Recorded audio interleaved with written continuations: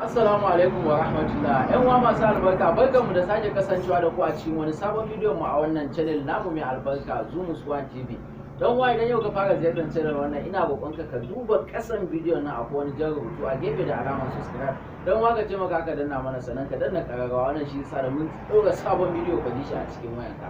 Dan uwa ko kuma daman kana ziyartar mu kana bibiyan channel wannan amma ka manta baka danna wannan yar alamar subscribe ba. Dan uwa ina roƙon ka taimaka ka danna, wannan shine kawai gudunmuwan da muke so kai ma ka famu. To dan uwa kana bibiyan mu a wannan channel din daman ka san dai channel din inda ta dosa ka san wani irin shirye-shirye take kawo muku, to insha Allah yau ma ban canza ba akan irin wannan shirin ne dai muka ci gaba. Idan kuma ma yau ka fara ji to sai ka yi hakuri ka ji bidiyon nan zuwa karshe ka kalle shi sai ka gane cewa inda channel din ta dosa, sai ka koma bidiyoyin baya kuma ka ji dan saboda darasu suka yawa sun barka. Na tabbatar insha Allah dan uwa kai hakuri ka bibiye channel din nan zaka amfana sosai da sosai insha Allah. Game da kuka sani kullum ina zuwa mana da hadisan manzo Allah sallallahu alaihi wasallam ne ba na wuce guda biyu in karanto mana bayani akai in fassara mana gaya mana falalan da manzo Allah sallallahu alaihi wasallam ya ga tunda dai yawanci na kawo mana a bangaren addu'o'i ne.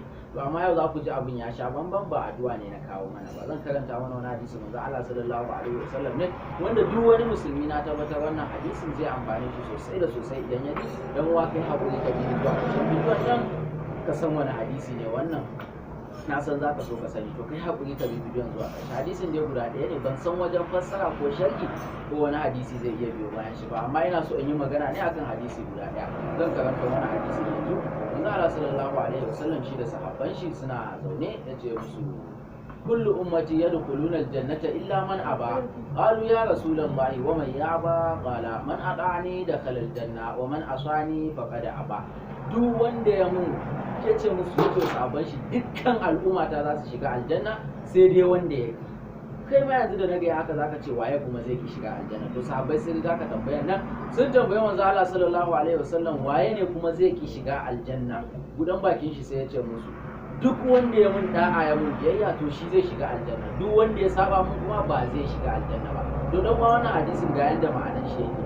Yau idan ka gaya mutum cewa manzo Allah sallallahu alaihi wasallam ya ce kaza, manzo Allah sallallahu alaihi wasallam ya ce kaza, sai ya ce maka a ƙarya ne ko kuma a shirmen banza ko kuma wani abu ya musanta ka ko wani abu. To ma'anan da yake baka ba wai yana ce maka shi ba zai yi wannan abun bane, ma'anan kawai ka dauka cewa yana ce maka shi ba zai shiga aljanna ba, shi ba zai shiga aljanna bane. Haka ne ma'ana yake nufi, saboda manzo Allah ya ce duk wanda zai ki shiga din akwai wanda zai ki shiga. To waye ne zai ki shiga? Shine wanda ya saba mu. To da ka gaya mishi manzo Allah ya ce sai ya saba, kenan kaga zai koma kan maganar manzo Allah sallallahu alaihi wasallam na shi ya ki shiga ne.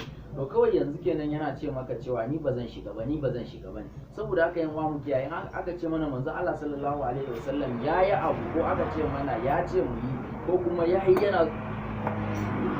yana so mu yi, to dan uwa mu yi iyaka kokarin mu, ba a ce sai mun yi duka ba dan ba za mu ma iya yin duka abin da ya ba, amma mu kwatanta ya zama muna kokarin yi ko da kadan ne muna kokartawa muna iya yi. Kar ya zama to a ce mana manzo Allah ya ce mu watsa, manzo Allah ya ce mu watsa, kamar yadda dai wannan channel mai albarka ya saba kawo muku hadisan manzo Allah sallallahu alaihi wasallam. To dan uwa dan Allah daga cikin addu'o'in nan da muke yi kar ya zama to ka kalla bidiyon ka wuce ka watsa. Dan Allah ka taimaka a biyun da muke kawowa ko da ɗaya ne ka rike, a biyun da muke kawowa ka rike dai kaga zai zama to ka amfana da rabi kuma ka ji ka kasa amfani da shi. To insha Allah a kwana tashi wannan rabin ma akwai ranan da zaka dauke shi, saboda mun ce manzo Allah sallallahu alaihi wasallam ya ce ga addu'an da zaka yi kai ka kare kanka, kai kuma wata kila wannan lokacin kana jin cewa kai baka da matsala, baka da damuwar kariya da meme, to akwai ranan da damuwan nan zai zo insha Allah shi ma zaka zo ka dauki wannan addu'a. Ya zaman to ne in dai ka ji biyun nan da muke ga dan uwa ka taimaka ka dauki guda daya.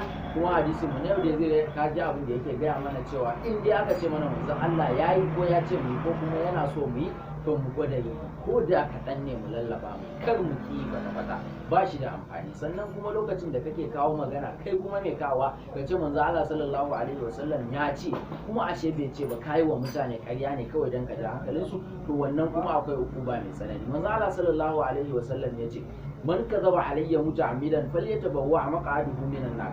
Duk wanda ya mun ƙarya da ganganci a wannan rayuwar na duniya, to tun yana raye ya kamata ya tanadi wajen zaman shi a cikin wutan jahannama. wannan kenan in kai wa manzo Allah sallallahu alaihi wasallam ko Allah ƙarya ba su gaya abu ba kace sun gaya, ba su ce ayi ba kace sun ce ayi, kawai dan kana so ka ji hankalin mutane, kenan ma'anan da zai baka tun kana da ranka ka nemi wajen zaman ka a jahannama, wato kai garanti sai ka shiga wutar. Saboda haka ɗan uwa mu kiyaye, kar mu ce wa wani manzo Allah sallallahu alaihi wasallam ya ce kuma alhali bai ce ba, dan mu jara aiki. Mu kuma in aka ce mana manzon Allah ya ce to mu yi kokari ko kaɗan ne ɗan uwa. Ina so in tsayar mana da bidiyon nan haka, Allah ya sa wannan hadisin ya amfane mu. Idan akwai mai neman ƙarin bayani ko tambaya, mun gaya muku da kullum muna gaya muku akwai link na website namu a ƙasan description, za ku iya bibiyan mu ta zumus.com.ng.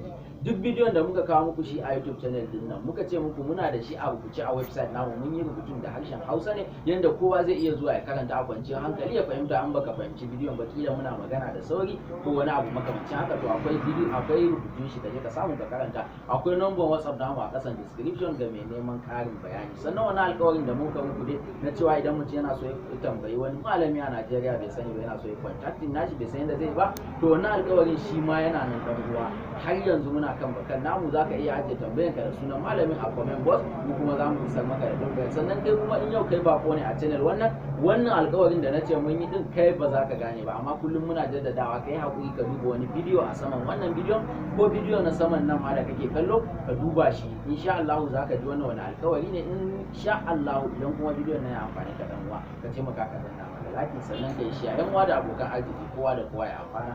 Mun gode, na barku haka, wassalamu alaikum.